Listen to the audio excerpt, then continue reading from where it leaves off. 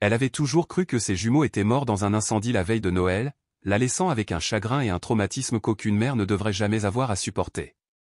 Mais 6 ans plus tard, à l'aéroport, elle voit quelque chose qui change tout. Jane Matthews gara sa voiture sur le bord d'une route déserte de la banlieue du Colorado. Elle resta assise un instant, les mains toujours agrippées au volant, les yeux fixés sur le terrain vague devant elle. 6 ans s'étaient écoulés depuis qu'elle avait tout perdu à cet endroit précis, mais la douleur dans sa poitrine était aussi vive et vive que cette nuit de la veille de Noël. L'air matinal était vif lorsqu'elle sortit de sa voiture, ses bottes crissant sur le sol gelé. Elle effectuait ce pèlerinage chaque année depuis l'incendie, un rituel de souvenir qu'elle ne pouvait tout simplement pas abandonner. Le terrain était désormais désert, sans aucune trace de la maison victorienne calcinée qui s'y dressait autrefois. Tous les décombres avaient été déblayés depuis longtemps, ne laissant derrière eux que souvenirs et fantômes. Jane resserra son manteau autour d'elle en traversant ce qui avait été autrefois son jardin. Ce terrain appartenait à sa famille depuis des générations. Ses grands-parents avaient construit la maison. Ses parents l'avaient élevée ici. Et elle aussi avait ramené ses jumelles à la maison, ici même. J'aurais dû reconstruire il y a des années, murmura-t-elle pour elle-même, regardant son souffle s'élever en nuage pâle dans l'air froid de décembre. Elle s'arrêta devant ce qui aurait dû être le cœur de la maison et ferma les yeux. Les souvenirs revinrent, la fumée, la chaleur, les cris. La veille de Noël avait été calme. Son mari, Royce, avait divorcé alors qu'elle était en fin de grossesse. Ce soir-là, après une petite réunion entre amis, Jane s'était endormie dans sa chambre tandis que ses jumelles dormaient dans leur chambre d'enfant. Elle s'est réveillée dans les flammes qui consumaient déjà la moitié de la maison. Les pompiers l'ont tirée du brasier, mais elle se souvenait de les avoir combattus, criant après ses bébés. Une fois l'incendie éteint, la chambre d'enfant n'était plus que cendres. Le berceau des jumeaux avait fondu au point d'être méconnaissable. Les restes étaient trop gravement brûlés pour être identifiés, même par des tests ADN. La police et les pompiers ont conclu qu'un chauffage défectueux dans la chambre d'enfant était à l'origine de l'incendie. Jane prit une profonde inspiration, forçant les souvenirs à revenir à l'endroit où elle les gardait enfouis. « Ils sont au paradis maintenant », murmura-t-elle le mantra qu'elle se répétait depuis si longues années. « Je ne peux rien faire. » Le bruit des pneus qui craquaient sur le gravier la sortit de ses pensées. Jane se retourna et vit un élégant SUV noir s'arrêter derrière elle. Un homme grand, aux cheveux poivre et sel, en sortit, l'air à la fois inquiet et chaleureux. « Je pensais que je pourrais vous trouver ici », dit Robert Nelson, les mains glissées nonchalamment dans les poches de son manteau coûteux. Jane sourit faiblement à son collègue et à son manager chez Colorado Luxury Property. « Suis-je si prévisible ?» demanda-t-elle doucement. « Seulement à ceux qui te connaissent bien », répondit-il en s'approchant d'elle. « Comment vas-tu ?»« Je vais bien », répondit Jane machinalement, puis elle soupira, son souffle s'échappant en un nuage de lassitude. « En fait, j'ai enfin pris ma décision, Robert. Je vais vendre ce terrain. » Robert haussa les sourcils, surpris. « Tu es sûr?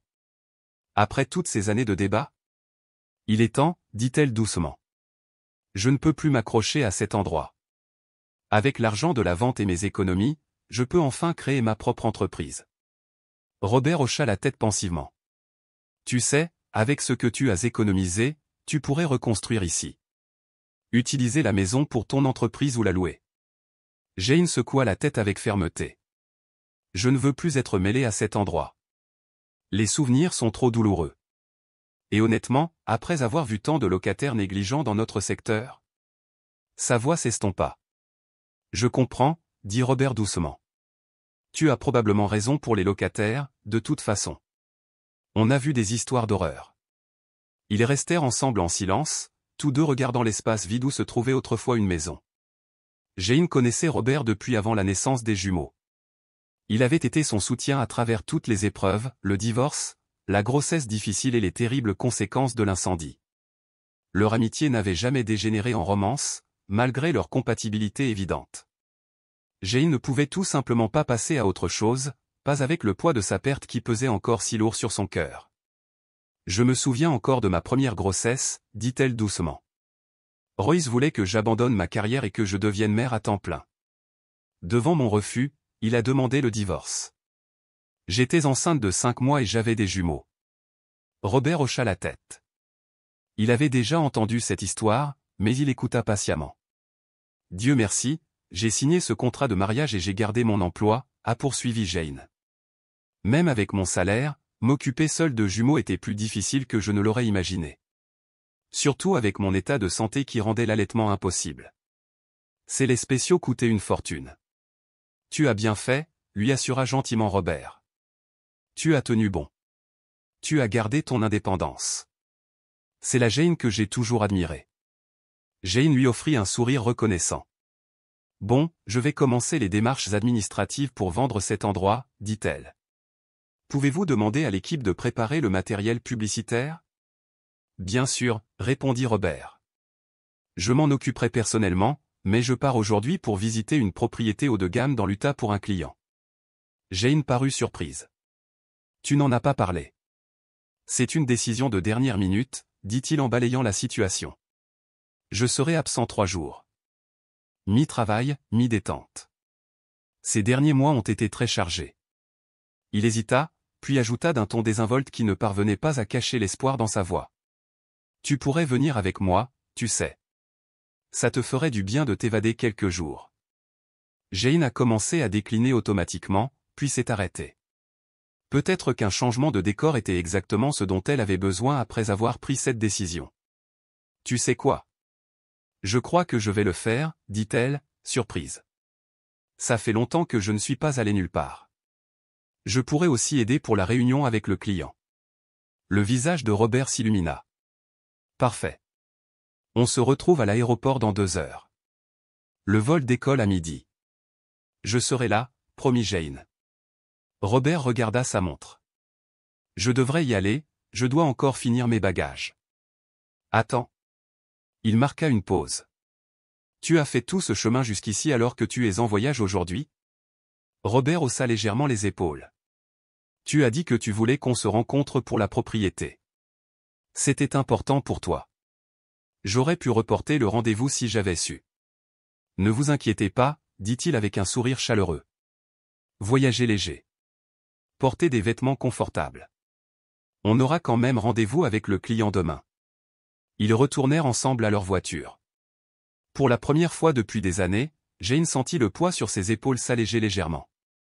Peut-être que cette décision de vendre, de finalement lâcher prise était le premier pas vers la guérison. Je ne serai pas en retard, cria-t-elle à Robert en ouvrant la portière de sa voiture. Je sais que tu ne le feras pas, répondit-il en lui adressant un sourire avant de monter dans son SUV et de partir. Jane jeta un dernier coup d'œil au terrain vague avant de démarrer. 6 années de chagrin, d'indécision, enfin terminées. Il était temps d'avancer. De retour à son appartement, le silence régnait tandis qu'elle s'occupait méthodiquement de ses cartons. Ce 2 pièces modernes du centre-ville de Denver était bien loin de son ancienne maison familiale, minimaliste, fonctionnelle, dénuée de toute touche personnelle. À l'image de sa vie depuis l'incendie. Elle sortit une petite valise de son placard et la posa ouverte sur son lit. 3 jours dans l'Utah. Tenue décontractée pour la réunion client. Vêtements confortables pour voyager. Elle a fait ses bagages efficacement, son esprit étant encore occupé à traiter sa décision de vendre. C'est le bon choix, dit-elle à voix haute à la salle vide. Ce chapitre est clos. Il y avait du soulagement dans cette finalité, mêlé d'un léger chagrin. Cette terre avait été son dernier lien avec ses parents, son enfance et, plus douloureux encore, avec Millie et Daphné. Mais en réalité, ce lien avait été rompu la nuit de l'incendie. Quel que soit le nouveau bâtiment qui s'élèverait sur ce terrain, il ne pourrait pas restaurer ce qui avait été perdu. Jane ferma sa valise et s'apprêtait à partir quand quelque chose la fit s'arrêter. Elle se dirigea vers sa commode et ouvrit le tiroir du bas, celui qu'elle touchait rarement. À l'intérieur se trouvait une petite boîte en bois contenant les quelques souvenirs qu'elle avait récupérés après l'incendie. Ses doigts tremblaient légèrement lorsqu'elle souleva le couvercle. À l'intérieur se trouvait un porte-clés en acrylique avec une photo de ses jumeaux. Sur la photo, ils n'avaient qu'un mois, leur petit visage paisiblement endormi. Sous la photo se trouvait leur nom, date de naissance et poids. Millie Elizabeth Matthews, 5 livres 3 oses. Daphné Grace Matthews, 5 livres 7 oses. Née le 10 mai, il y a 6 ans. Jane avait commandé ce porte-clés peu après leur naissance, mais elle ne l'avait jamais attaché à ses clés. Il lui semblait trop précieux, trop sacré, pour un usage quotidien. Maintenant, après un long moment, elle l'accrocha doucement à la fermeture éclair de son sac à main. « Il est temps de te garder plus près de moi », murmura-t-elle à l'image de ses filles. Elle inspecta une dernière fois son appartement pour s'assurer que tout était en ordre. Son téléphone vibra. Un texto de Robert. En route pour l'aéroport. À bientôt. Jane répondit rapidement, rassembla ses affaires et partit. Alors qu'elle se rendait à l'aéroport international de Denver, elle ressentit quelque chose qu'elle n'avait pas ressenti depuis des années, une lueur d'anticipation. Peut-être même, d'espoir. À l'aéroport, elle a trouvé Robert qui l'attendait à l'endroit désigné, sa petite valise à ses côtés. C'est le moment idéal, dit-il avec un sourire chaleureux. Je viens de recevoir un message du bureau, ils ont déjà commencé à travailler sur les supports publicitaires de votre propriété. C'était rapide, remarqua Jane, la voix légère de surprise. J'ai répondu à leur email en venant, a répondu Robert. Tout est en marche. L'équipe reconnaît une bonne annonce dès qu'elle envoie une, l'emplacement se vendra rapidement. Ils passèrent les contrôles de sécurité et se dirigèrent vers la porte d'embarquement. Alors qu'ils s'installaient dans l'avion, Jane se rendit compte, pour la première fois depuis longtemps, qu'elle avait vraiment hâte de partir. C'était juste du travail, bien sûr. Mais c'était agréable d'avoir autre chose sur quoi me concentrer, autre chose que le chagrin et les souvenirs. Le vol pour Salt Lake City fut court et sans incident. Jane passa la majeure partie de son temps à examiner les informations sur la propriété que Robert lui avait communiquées, tandis qu'il lisait ses emails à ses côtés. L'avion a atterri avec un léger choc à l'aéroport international de Salt Lake City. Jane et Robert ont récupéré leurs bagages à main et se sont joints au flot constant de passagers qui débarquaient. Le terminal moderne était bondé de voyageurs avant Noël, des familles se réunissaient, des hommes d'affaires se dépêchaient de prendre leur correspondance, des décorations de Noël ajoutaient des touches de couleurs festives à chaque tournant. Le client vient nous chercher demain matin, expliqua Robert alors qu'il traversait la passerelle d'embarquement pour rejoindre le terminal principal. Nous avons donc le reste de la journée pour nous installer et nous préparer. Jane hocha la tête, ajustant la sangle de son sac à main où était maintenant accroché le porte-clés des jumeaux, un rappel silencieux de tout ce qu'elle avait perdu. « Dans quel hôtel allons-nous déjà séjourner » demanda-t-elle. Le Grand Sommet. C'est à environ 20 minutes d'ici. Ils traversèrent le terminal et s'engagèrent sur le tapis roulant. Le regard de Jane dérivait distraitement à travers les vitres donnant sur le niveau inférieur. Et c'est à ce moment-là qu'elle les a vus. Deux petites filles portant des manteaux d'hiver roses assortis, jouant près des grandes fenêtres près de la zone de récupération des bagages. Elles semblaient avoir environ 6 ans, avec leurs cheveux blonds miel attachés en queue de cheval identique. L'une tournoyait en rond, ravie, tandis que l'autre la poursuivait, toutes deux riant de la joie pure et sans filtre de l'enfance. Jane sentit un petit sourire involontaire se dessiner sur ses lèvres. Leur bonheur était contagieux. Les voyageurs qui passaient par la souriaient aussi, certains s'arrêtant brièvement pour observer les pitreries des filles. « Ces filles sont adorables », murmura Jane à Robert en pointant du doigt. Robert suivit son regard et hocha la tête. Ils semblent s'amuser comme des fous. À en juger par leur tenue, ils doivent venir de l'argent, observa Jane doucement. Probablement en vacances en famille. Curieuse, elle scruta les alentours à la recherche de celui qui les surveillait. Son regard se posa sur une femme élégante debout à quelques mètres derrière les filles, vêtue d'un luxueux manteau de laine, ses cheveux argentés coiffés en un carré parfait. Jane retint son souffle. Elle s'est figée. L'une des filles grimpa sur une grande valise bleue, les bras levés en signe de triomphe, telle une petite conquérante des montagnes. Mais Jane la vit à peine. Le monde semblait s'arrêter de tourner. La femme qui surveillait les filles était Lucia Callaway, son ancienne belle-mère. Sans réfléchir, Jane essaya instinctivement de reculer sur le trottoir roulant. « Jane, que fais-tu » appela Robert en la saisissant par le bras. « J'ai besoin de... balbutia-t-elle, luttant toujours contre la direction du passage. « On ne peut pas reculer, il y a des gens derrière nous, » dit Robert, l'inquiétude montant dans sa voix. Un homme derrière eux murmura, « Madame, quel est votre problème ?» tandis qu'un autre passager fit un commentaire plus fort et plus grossier sur l'étiquette de l'aéroport. Jane cessa à contre-cœur de lutter, le cœur battant à tout rompre tandis que le passage l'emportait de plus en plus loin. Dès qu'elles atteignirent le bout, elle s'élança et revint à pied. « Jane » s'écria Robert en se précipitant à sa poursuite. « Que se passe-t-il » Elle ne s'arrêta qu'au point de vue où elle pouvait à nouveau apercevoir la zone de récupération des bagages. Son regard scrutait frénétiquement.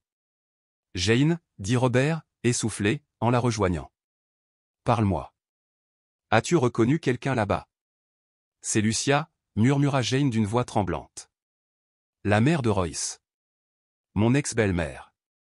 L'expression de Robert passa de la confusion à l'inquiétude. Tu es sûr? Positif. La voix de Jane était à peine cohérente. Et ses filles?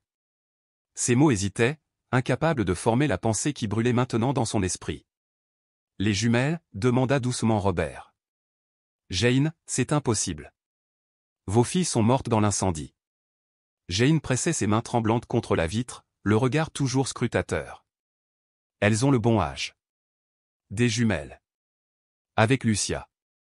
Peut-être qu'elle voyage avec des amis qui ont des jumelles, proposa Robert prudemment. Ou de la famille.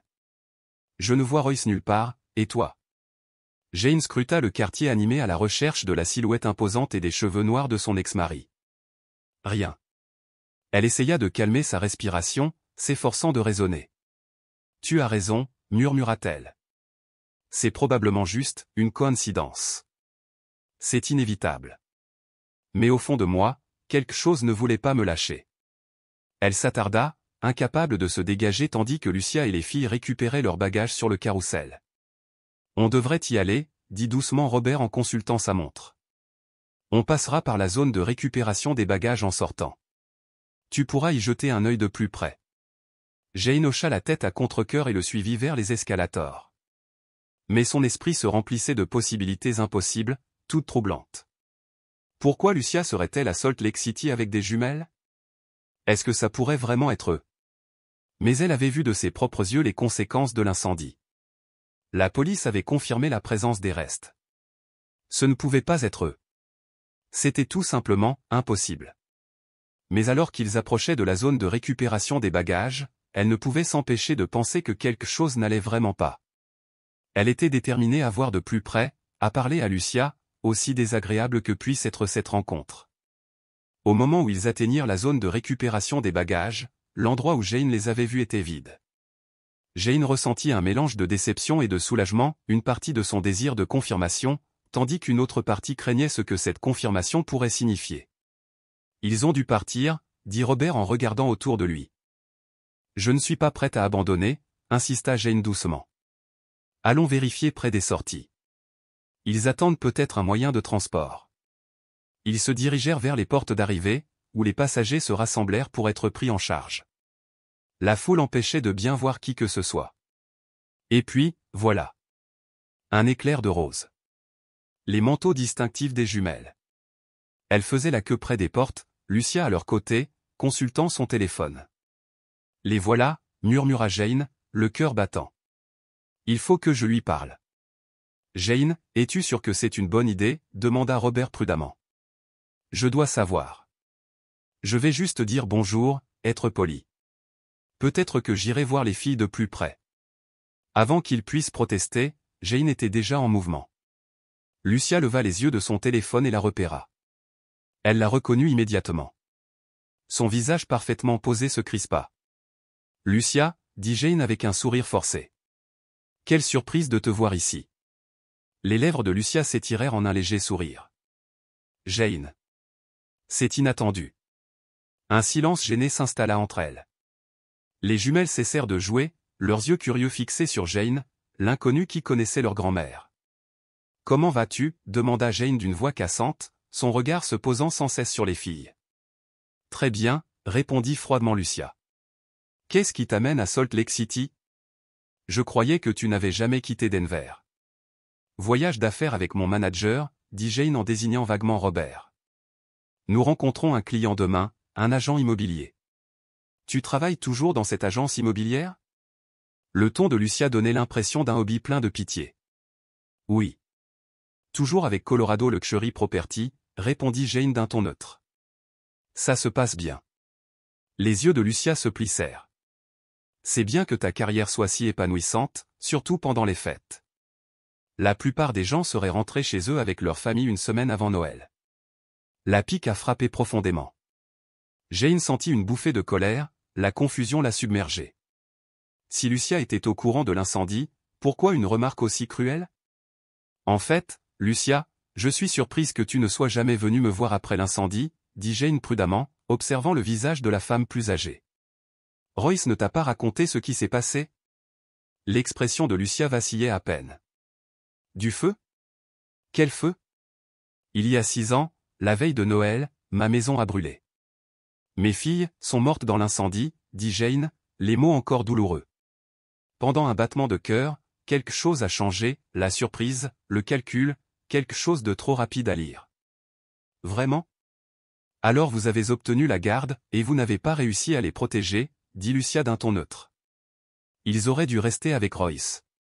Pas dans cette vieille maison. La cruauté des mots stupéfia Jane. Certes, malgré toute l'amertume du passé, une grand-mère manifesterait un certain chagrin. Désespérée de changer de sujet, Jane jeta un nouveau coup d'œil aux jumeaux. Vous êtes en vacances avec des amis? Où Mark s'est-il enfin posé, demanda-t-elle, en faisant référence au frère cadet de Royce. Lucia se raidit. Ça ne te regarde pas, Jane. Elle se retourna brusquement.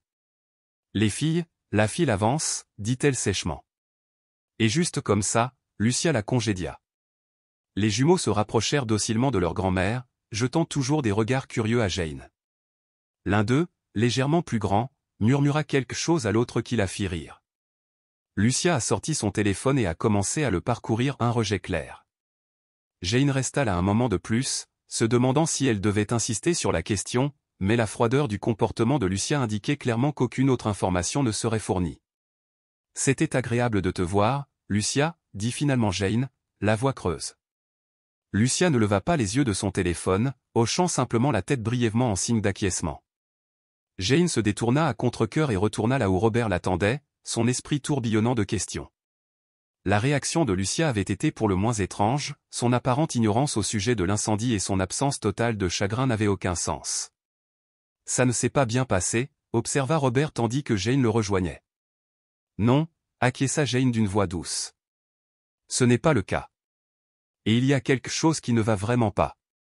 Elle est toujours aussi froide, ajouta Jane, la voix crispée par une émotion contenue, tandis qu'il quittait la zone de récupération des bagages. Elle m'a toujours désapprouvé. Elle disait que je n'étais pas assez bien pour leur précieuse famille. Juste une fille de la classe ouvrière qui n'avait rien à faire dans leur monde aisé. Robert la guida doucement vers la sortie, sa main soutenant son coude. Que s'est-il passé exactement? Qu'a-t-elle dit? C'est ça qui est étrange, répondit Jane en jetant un coup d'œil par-dessus son épaule. Elle a fait comme si elle n'était pas au courant de l'incendie, ni de la mort des jumeaux. Quand je le lui ai dit, elle a à peine réagi, elle a juste fait une remarque sarcastique sur le fait que j'avais dû obtenir la garde des enfants et que je n'avais pas réussi à les protéger. Ça n'a aucun sens, dit Robert en fronçant les sourcils. Royce était au courant pour l'incendie, non? Bien sûr qu'il l'a fait, dit Jane. Il a même envoyé des fleurs à la cérémonie commémorative, même s'il n'y a pas assisté. Il n'aurait jamais pu ne pas le dire à sa mère. Ils étaient inséparables. C'était le fils à maman par excellence. Ils sortirent dans l'air frais de l'Utah, rejoignant la file d'attente des taxis. Jane ne pouvait s'empêcher de penser à l'étrange réaction de Lucia. Et quand je lui ai posé des questions sur les filles, murmura-t-elle, elle s'est mise sur la défensive, a dit que ça ne me regardait pas, Jane secoua la tête. La réaction normale en apprenant la mort de ses petits-enfants serait la détresse, n'est-ce pas? Même si on détestait leur mère. Absolument, acquiesça Robert. C'est plus qu'étrange. Jane attrapa soudainement le bras de Robert. Regardez. De l'autre côté des voies réservées au pick-up. Une élégante voiture de luxe noire venait de s'arrêter. Un conducteur en uniforme en sortit et ouvrit la portière arrière.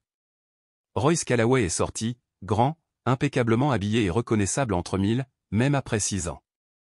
C'est lui, murmura Jane, resserrant sa prise sur le bras de Robert.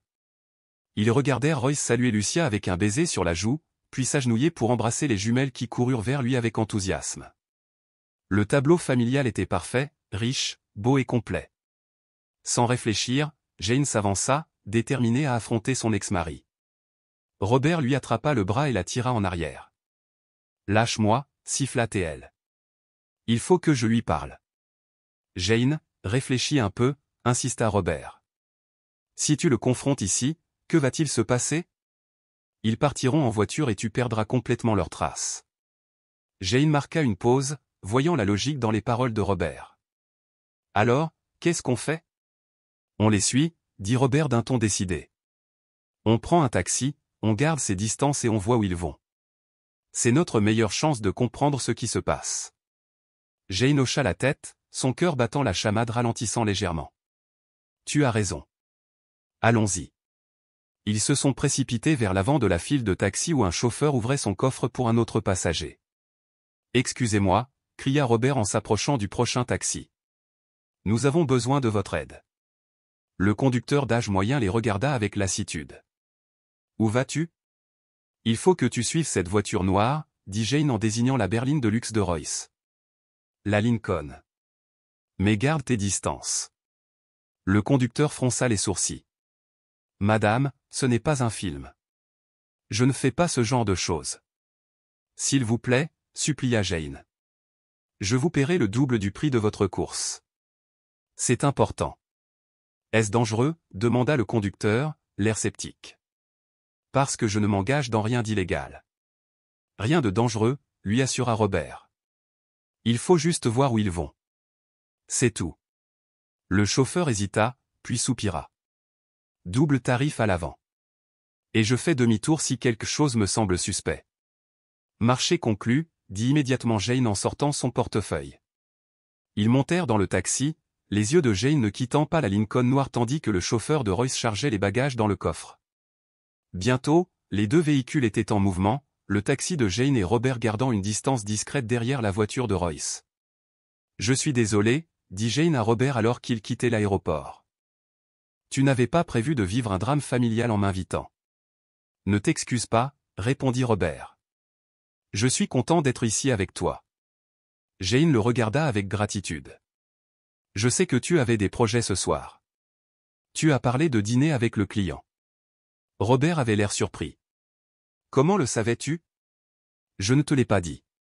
Tu as dit qu'on les rencontrait demain sur le terrain, expliqua Jane. J'ai supposé qu'il y avait une réunion préliminaire ce soir. Eh bien, oui, admit Robert. Dîner à 20h. Mais je peux reporter. C'est plus important. Jane a vérifié sa montre, il était un peu plus de 15h. Il est encore tôt. On aura peut-être réglé ça d'ici là. Mais alors qu'ils continuaient à suivre la voiture de Royce, il devint évident que leur destination n'était pas à proximité. La Lincoln s'éloigna du centre-ville de Salt Lake City, en direction des banlieues, et finalement dans des zones périphériques avec des propriétés plus grandes et plus isolées. Ils vont vraiment loin, a commenté le chauffeur de taxi après presque une heure de route. Votre course est salée. Tout va bien, lui assura Jane, même si l'inquiétude commençait à la ronger. Le compteur du taxi continuait de grimper tandis qu'il suivait la voiture de Royce sur des routes de plus en plus exclusives bordées de grandes maisons situées loin de la rue. Je ne m'attendais pas à ce qu'il fasse tout ce chemin, murmura Robert en consultant sa montre. Il est presque 16h30. Jane hocha la tête, les yeux fixés sur la Lincoln devant elle. Nous sommes allés trop loin pour faire marche arrière maintenant. Finalement, la voiture de Royce a traversé des portes ornées pour s'engager dans une longue allée bordée d'arbres menant à un manoir impressionnant. Le taxi s'est arrêté un peu plus loin sur la route principale. Je n'irai pas plus loin, annonça le chauffeur. Je ne peux pas les suivre sur une propriété privée. C'est bien, dit Jane en cherchant son portefeuille. Elle lui tendit le double du montant affiché au parc-mètre, comme promis. Merci pour votre aide. Le chauffeur a compté l'argent et a hoché la tête. Bonne chance avec, quoi que ce soit. Alors que le taxi s'éloignait, Jane et Robert se retrouvèrent debout au bord de la route, regardant le manoir lointain où Royce et sa famille avaient disparu. Et maintenant, demanda doucement Robert. Je ne sais pas, admit Jane. Mais ces filles, Robert, elles pourraient être mes filles. J'ai besoin d'en être sûr. Ils se tenaient au bord de la route, partiellement dissimulés par des conifères ornementaux. Le manoir était impressionnant, même de loin, une vaste propriété en pierre avec plusieurs ailes et un parc parfaitement entretenu. Ils ont regardé la voiture de Royce disparaître dans une allée circulaire. Devrions-nous appeler la police? Demanda Jane, hésitante. Leur dire que je pense que mes filles sont peut-être en vie? Et leur dire quoi exactement? Répondit doucement Robert. Que tu as vu deux filles qui semblaient être les tiennes? Il nous faut plus que ça, Jane. Tu as raison, soupira-t-elle. Mais on ne peut pas rester là comme ça. Alors qu'ils débattaient de leur prochaine décision à prendre, une camionnette blanche a ralenti et s'est arrêtée près d'eux. Un homme plus âgé aux traits burinés et aux cheveux gris en sortit, les observant avec curiosité. « Vous êtes perdu ?» demanda-t-il d'un ton amical mais prudent. Robert s'avança, offrant un sourire rassurant. « Pas exactement. On cherche la résidence des Callaway, improvisa Jane. « C'est ça ?» L'homme le plus âgé hocha la tête. « Bien sûr. Je suis Ed Wilson, le jardinier. Monsieur Callaway m'a appelé pour livrer des fleurs spéciales à ses filles. Elles viennent de rentrer de l'internat pour leurs vacances. » Jane et Robert échangèrent un rapide regard. C'était un coup de chance inattendu. « Nous sommes de Colorado Luxury Property », dit Robert d'un ton gracieux en lui tendant la main. « Je suis Robert Nelson, le gestionnaire immobilier. Nous avons rendez-vous avec Monsieur Callaway pour discuter d'un éventuel investissement. » « Il est un peu tard pour les affaires, non ?» remarqua Ed, tout en restant aimable en serrant la main de Robert. « On est en avance, en fait », continua Robert avec ses mensonges. La réunion était prévue pour demain, mais on était dans le coin, on a pensé vérifier le lieu avant. Ed sembla accepter cette explication. Il se dirigea vers l'arrière de sa camionnette et ouvrit les portes, révélant plusieurs grands pots en céramique contenant des fleurs exotiques aux pétales violets éclatants. Ce sont des commandes spéciales. Il expliqua soigneusement, en soulevant l'un des pots à un hybride d'orchidées rares. Les filles de Monsieur Callaway adorent les plantes originales. Elles en ont une belle collection dans leur véranda. Ils ont l'air d'être des enfants remarquables, dit Jane, s'efforçant de garder une voix stable. Ed hocha la tête avec enthousiasme. Oh, elles le sont. Ces jumelles sont très futées. Monsieur Callaway dit qu'elles sont les premières de leur classe dans ce pensionnat chic du Nevada. Depuis combien de temps vivent-ils là? Au pensionnat, demanda Jane, s'efforçant de paraître simplement curieuse plutôt que désespérément avide d'informations. Depuis quelques années, répondit Ed en rangeant les pots en une rangée bien ordonnée. Ils vivent chez Madame Callaway Senior la plupart du temps pour leurs études, tandis que Monsieur Callaway gère son entreprise depuis ici.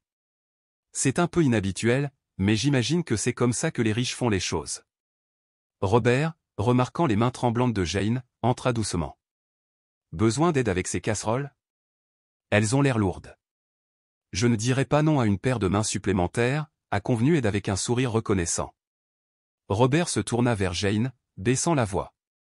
Je vais l'accompagner, voir ce que je peux trouver d'autre. Tu devrais appeler la police maintenant. On a d'autres pistes. Jane hocha la tête, l'esprit bourdonnant. Les informations d'Ed correspondaient parfaitement à ses soupçons, les jumelles vivaient avec Lucia au Nevada, loin de l'Utah, et certainement loin de Denver, où n'importe qui aurait pu les reconnaître ou remettre en question leur identité. Alors que Robert aidait Ed à porter les premiers pots dans l'allée, Jane s'éloigna un peu, les mains tremblantes, tandis qu'elle sortait son téléphone et composait le 911. 911, quelle est votre urgence? Dit la voix calme de l'opératrice. Je dois signaler un possible enlèvement, murmura Jane d'une voix à peine audible. Je crois que mes filles, que je croyais mortes dans un incendie il y a 6 ans, sont en vie et vivent avec mon ex-mari. Il y eut un bref silence. Madame, pourriez-vous nous indiquer votre nom et votre adresse? Jane lui donna des informations et l'adresse du manoir Callaway, expliquant aussi brièvement que possible comment elle avait vu les filles à l'aéroport, les avait suivies jusqu'ici et ce que le jardinier lui avait dit. C'est une allégation très grave, dit doucement l'opératrice. Êtes-vous en sécurité en ce moment? Oui. Je suis sur la voie publique, juste devant la propriété. Veuillez rester là. J'envoie des agents sur place. Ils devraient arriver d'ici 15 minutes. Pouvez-vous rester en ligne jusqu'à leur arrivée? Oui, acquiesça Jane, les yeux rivés sur le manoir avec anxiété. Elle vit Robert et Ed revenir dans l'allée chercher d'autres pots. Je reste en ligne. Les minutes suivantes s'écoulèrent en un éclair tandis que Jane répondait au flot incessant de questions de l'opératrice, son regard rivé sur Robert qui aidait Ed à transporter les orchidées restantes jusqu'à la maison. Elle voyait Robert engager une conversation animée avec le jardinier, cherchant sans doute à recueillir davantage d'informations. Jane s'accroupit derrière un grand buisson ornemental au bord de la propriété, gardant la ligne téléphonique ouverte tout en regardant silencieusement la scène se dérouler. Un instant plus tard, Royce sortit de la porte d'entrée pour accueillir Ed, vêtu d'une tenue décontractée et coûteuse qui mettait en valeur son style de vie aisé. Il lui indiqua où placer les fleurs exotiques, le rémunérant généreusement pour la livraison. Alors qu'Ed arrangeait les dernières fleurs, les jumelles ont soudainement fait irruption par la porte d'entrée, se précipitant l'une contre l'autre sur la pelouse bien entretenue pour examiner les nouvelles plantes. Jane eut le souffle coupé lorsqu'elle les aperçut pour la première fois à la lumière du jour. Aucun doute. Ils avaient ses cheveux blond miel, le même menton délicat, même leur façon de bouger rappelait à Jane son enfance. « Ce sont mes bébés », murmura-t-elle au téléphone, la voix brisée par l'émotion. L'opératrice du 911 a répondu doucement à ses paroles, la rassurant que les agents étaient en route. Les yeux de Jane restèrent rivés sur la scène tandis que Royce tournait son attention vers Robert, qui faisait semblant de se présenter comme gestionnaire immobilier. De sa cachette, Jane vit l'expression polie de Royce se transformer en confusion, puis en suspicion. Lucia apparut dans l'embrasure de la porte, appelant les filles à entrer et à déballer leurs affaires, mais ses yeux se rétrécirent brusquement lorsqu'elle aperçut Robert. « Je crois t'avoir vu à l'aéroport », dit Lucia en pointant Robert d'un air accusateur. Royce se tourna vers sa mère, les sourcils froncés. « Que veux-tu dire ? » ?»« Je l'ai vu, avec. » Lucia hésita, puis termina, la voix pleine de certitude. « Avec Jane. »« Est-ce l'homme que tu as mentionné avoir vu avec Jane ?» demanda Royce d'une voix froide. Lucia hocha fermement la tête. « Oui. C'est lui. » Robert tenta de nier. « J'ai bien peur que vous me preniez pour quelqu'un d'autre, madame. » Alors que le groupe se rapprochait de Robert, Jane comprit qu'elle ne pouvait plus rester cachée. Prenant son courage à deux mains, elle sortit de derrière le buisson et s'avança. Tous les regards se tournèrent vers elle, stupéfaits. Les jumeaux cessèrent d'examiner les fleurs et la fixèrent avec la même curiosité. « Assez de mensonges, Royce, » dit Jane, sa voix plus forte qu'elle ne le ressentait. « Jane, » cracha Royce, le visage assombri par la fureur. « Mais qu'est-ce que tu fous ici ?» Elle désigna les filles du doigt, le cœur battant. « Ce sont mes filles, Millie et Daphné. » Royce rit d'un rire sec. « Tu es fou. Ce sont Evoli et Castella, mes filles avec Laura. Tu inventes ça. » La voix de Jane tremblait, mais elle tint bon et s'approcha. « Je ne te crois pas. C'est une coïncidence. » Lucia jura dans sa barbe et se précipita vers les filles, les entourant de ses bras protecteurs. « Venez, mes chéris. Allons dans le jardin, voir le bassin à carpe koi, » murmura-t-elle pour tenter de les détourner de la confrontation. « Tu dois partir, » dit froidement Royce à Jane. « Avant que j'appelle mon équipe de sécurité. »« Je sais ce que tu as fait, » rétorqua Jane d'une voix plus forte. « Tu les as cachés dans un autre état avec ta mère pour que personne ne les reconnaisse. Tu as envoyé des hommes incendier ma maison cette nuit-là, n'est-ce pas? C'est pour ça que l'incendie a commencé dans la chambre d'enfant. Ce n'était pas un accident. » Le visage de Royce se tordit de rage. « Tu imagines des choses depuis trop longtemps, Jane. Tu n'as aucune preuve. Maintenant, sors de chez moi avant que je te fasse expulser. » Lorsque Jane refusa de céder, l'expression de Royce devint menaçante. « Tu vas le regretter. » Il fit un geste subtil de la main. 4 grands hommes vêtus de vêtements sombres sortirent du côté de la maison, se dirigeant vers Jane et Robert à grands pas. « Quittez la propriété maintenant, » ordonna l'un d'eux. « Nous n'allons nulle part, » répondit Jane, la voix tremblante mais résolue. Au signe de tête de Royce, les agents de sécurité se précipitèrent. 2 d'entre eux saisirent brutalement Jane par les bras, tandis que les autres s'emparèrent de Robert. Alors que Robert tentait de se libérer, l'un des gardes lui tordit le bras dans le dos avec une force brutale. Un bruit sourd et nauséabond résonna dans l'air et Robert poussa un cri de douleur. « Arrêtez. Vous lui faites mal » hurla Jane en se débattant contre les hommes qui la retenaient. Royce resta impassible face à la douleur évidente de Robert. « Emmenez-les dans l'arrière-salle.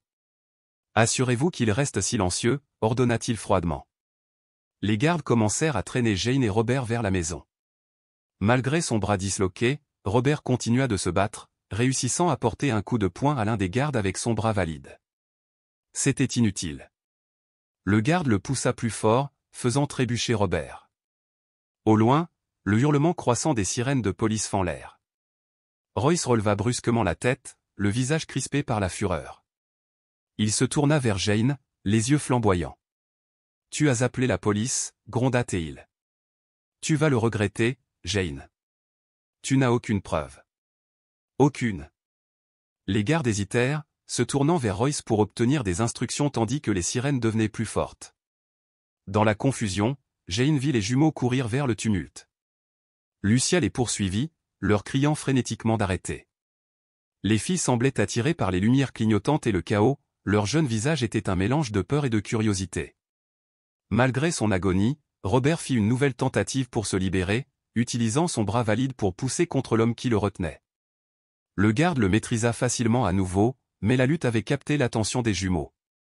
Saisissant l'instant, Jane cria désespérément. « Les filles! Je suis votre mère. Votre vraie mère. Votre père vous ment depuis tout ce temps. » « Ne l'écoute pas, » cria Lucia, essoufflée, la voix aiguë de panique. « C'est une folle. » Les filles se figèrent, clairement effrayées par la scène violente qui se déroulait devant elles. Ils regardèrent Lucia, Jane, puis leur père, la confusion gravée sur leurs visages identiques. Les sirènes de police hurlaient juste devant le portail. Des gyrophares rouges et bleus clignotaient à travers les arbres tandis que les voitures de patrouille s'arrêtaient, leurs pneus crissant sur le gravier. « Restez tous où vous êtes », aboya une voix autoritaire. Des agents en uniforme ont envahi la propriété, les mains posées sur leurs armes dans leurs étuis. Les agents de sécurité ont immédiatement libéré Jane et Robert, reculant avec les mains levées. Robert serrait son bras blessé, son visage pâle de douleur, mais ses yeux ne quittaient jamais Jane. « Police !» « Ne bougez pas !» cria l'agent de tête alors qu'ils approchaient. « Que se passe-t-il ici ?» demanda l'officier qui se présenta comme étant le capitaine Reeves, sa main planant près de son arme. Jane s'avança, sa voix tremblante mais déterminée.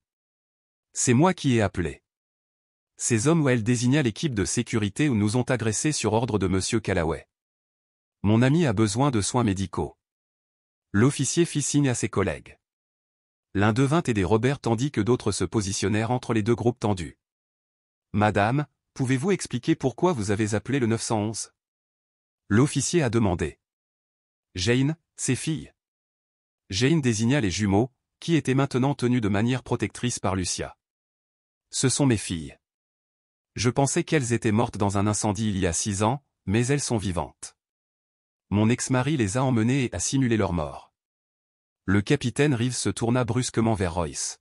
« Monsieur, nous devons voir cette documentation immédiatement. » « Bien sûr, » acquiesça Royce, retrouvant son calme. « C'est à l'intérieur. Et tant qu'à faire, je veux que cette femme soit inculpée d'intrusion et de harcèlement. »« On va régler ça, » répondit calmement le capitaine Reeves. « D'abord, j'aimerais qu'un de mes officiers vous accompagne pour récupérer ces documents. » Royce hocha la tête avec raideur et retourna vers la maison avec un officier à ses côtés. « Et que quelqu'un apporte des soins médicaux à cet homme, » a ajouté le capitaine Reeves, remarquant la blessure de Robert. Un ambulancier, arrivé avec les renforts de police, s'approcha de Robert pour examiner son bras. Jane tremblait, observant Lucia qui tentait toujours de faire entrer les jumelles. Les filles étaient visiblement réticentes, observant toujours la scène avec un mélange de peur et de curiosité. « Capitaine » dit Jane avec urgence, la voix brisée. « Ce sont mes filles. On me les a volées.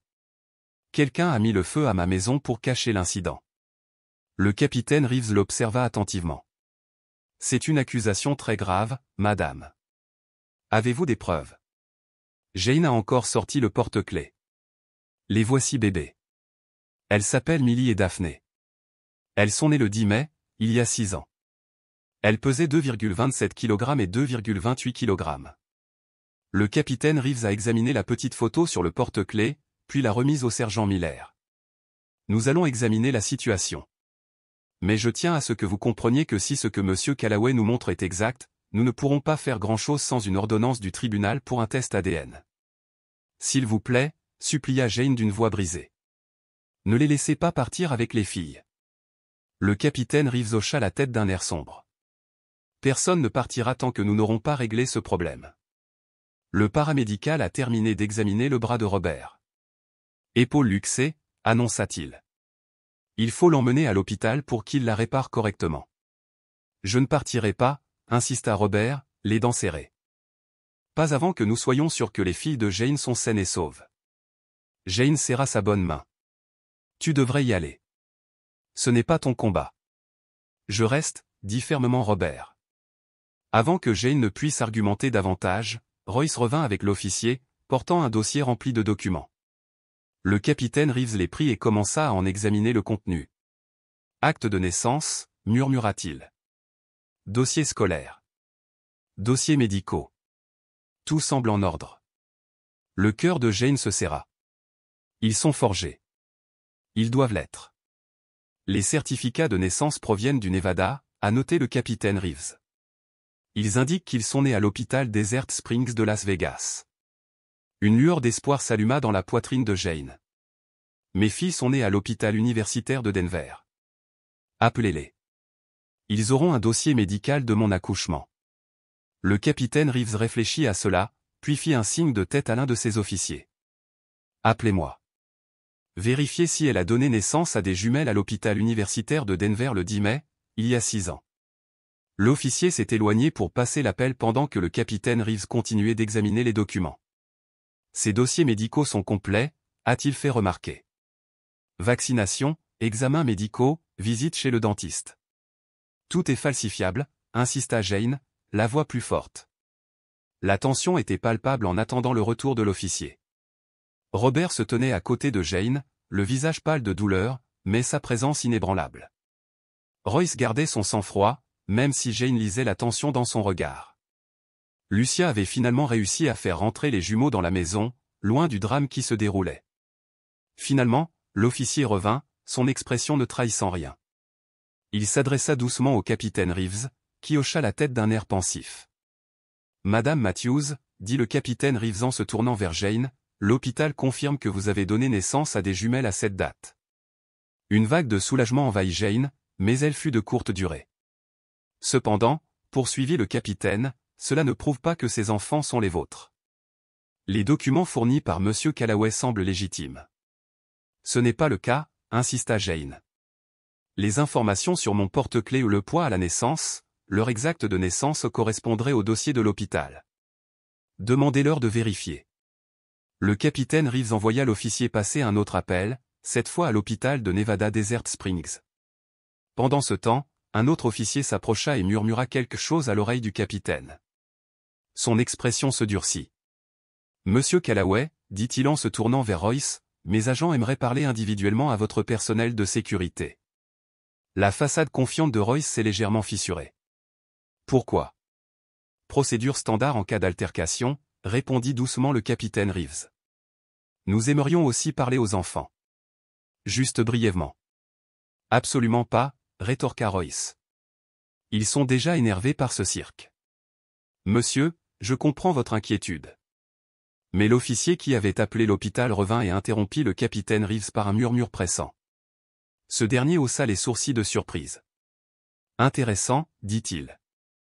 Les poids et heures de naissance figurant sur le porte-clés de Madame Matthews correspondent exactement au dossier de l'hôpital du Colorado. Mais l'hôpital de Desert Springs a nié avoir enregistré une patiente nommée Laura Callaway ni aucune naissance ce jour-là. Il se tourna vers Royce. Monsieur Callaway, pouvez-vous m'expliquer pourquoi les certificats de naissance que vous avez fournis indiquent exactement les mêmes poids et heures de naissance que les filles de Madame Matthews, alors qu'il s'agit soi-disant d'enfants différents nés d'une mère différente dans un hôpital différent? La couleur quitta le visage de Royce. Il doit y avoir une erreur. Je ne pense pas, répondit froidement le capitaine Reeves. Je pense que nous devrions poursuivre cette conversation à la station. Et nous devrons aussi parler aux enfants et à Madame Callaway Senior. Le sang-froid de Royce finit par s'effondrer. C'est ridicule. Tu ne peux pas vraiment la croire. Ce que je crois n'a pas d'importance, répondit calmement le capitaine Reeves. Ce qui compte, ce sont les faits. Et pour l'instant, les faits ne jouent pas en votre faveur. Comme sur un signal, un autre officier s'est approché. Capitaine, nous avons séparé les agents de sécurité pour les interroger. L'un d'eux demande à vous parler en privé. Il dit avoir des informations sur la situation. Le capitaine Reeves hocha la tête. Amenez-le.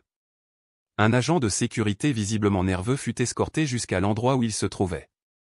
Il jeta un regard craintif à Royce avant de s'adresser au capitaine. Monsieur. J'ai besoin de protection si je veux parler. Tu l'auras, lui assura le capitaine Reeves. Qu'en sais-tu? Le garde prit une profonde inspiration. Il y a 6 ans, j'ai été embauché pour conduire un autre membre de notre équipe dans une maison à Denver. On nous a demandé de prendre 2 nourrissons et de faire croire qu'ils étaient morts dans un incendie. Jane halta, sa main volant vers sa bouche. Nous avons manipulé le système électrique pour provoquer un incendie, et avons placé d'autres restes pour tromper les enquêteurs. Le garde ne pouvait pas soutenir le regard de Jane.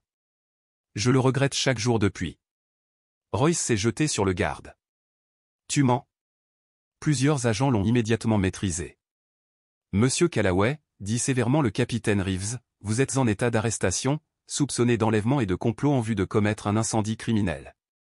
Alors que Royce était menotté, Jane ne pouvait penser qu'à ses filles toujours à l'intérieur de la maison avec Lucia. Les filles, dit-elle d'un ton pressant, d'une voix à peine murmurée. S'il vous plaît. Le capitaine Reeves hocha la tête en signe de compréhension. Nous les sortirons sains et saufs, Madame Matthews. Et nous organiserons un test ADN en bonne et due forme pour confirmer ce que nous savons tous maintenant. Les heures suivantes passèrent comme un éclair pour Jane. La police avait sécurisé le manoir, placé Royce en garde à vue et emmené Lucia pour interrogatoire.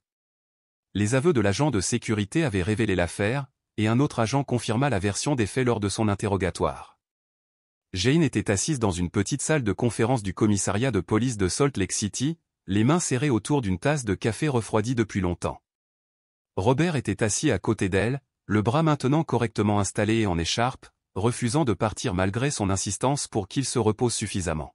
« Tu devrais être à l'hôpital, » dit Jane pour la 3e fois.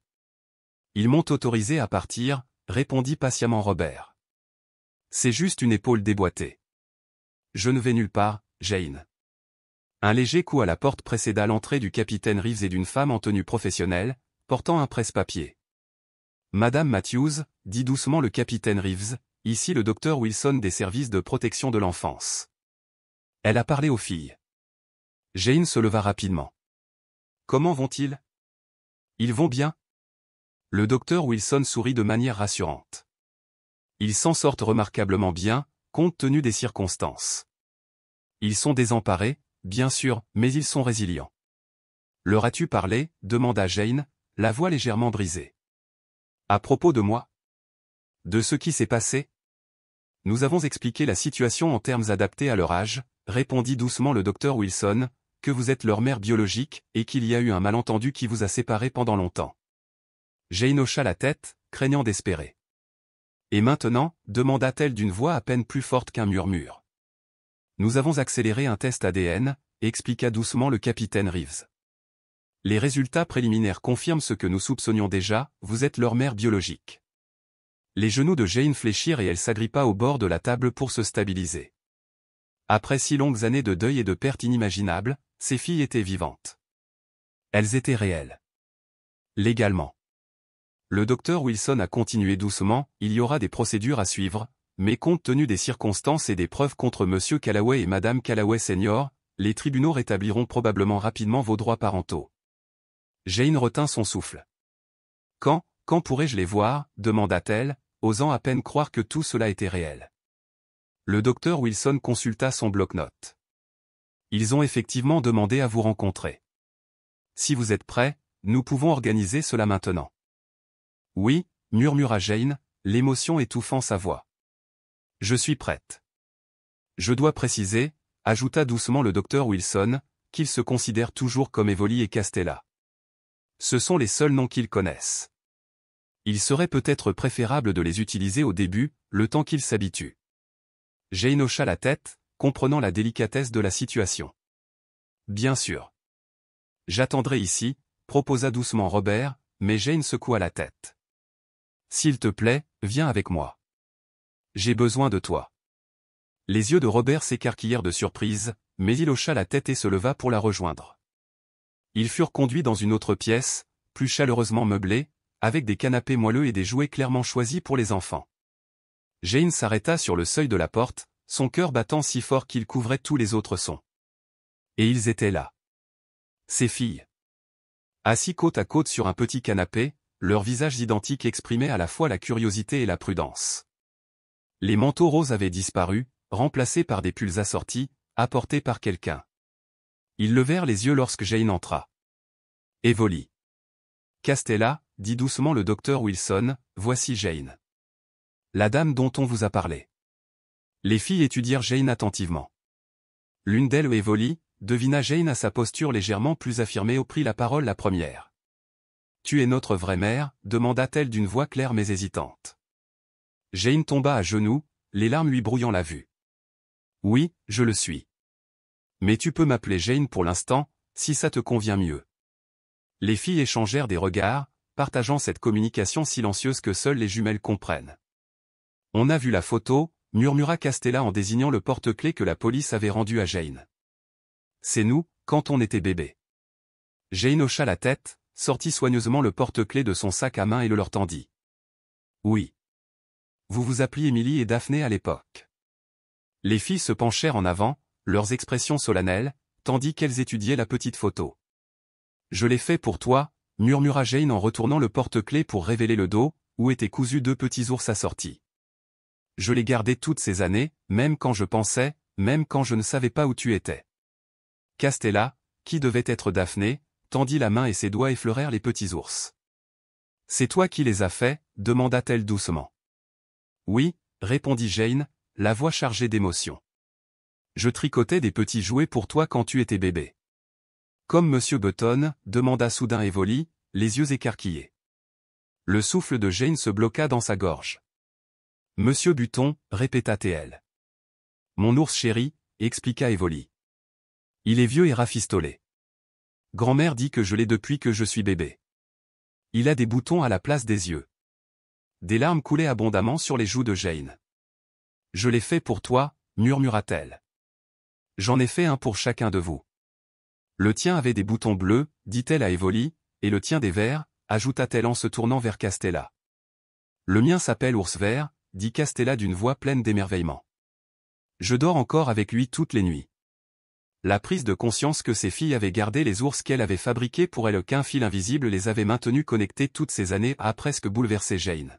« La police a dit que notre père et notre grand-mère avaient fait de mauvaises choses » déclara Evoli d'un ton neutre. « Qu'ils nous ont enlevés à toi.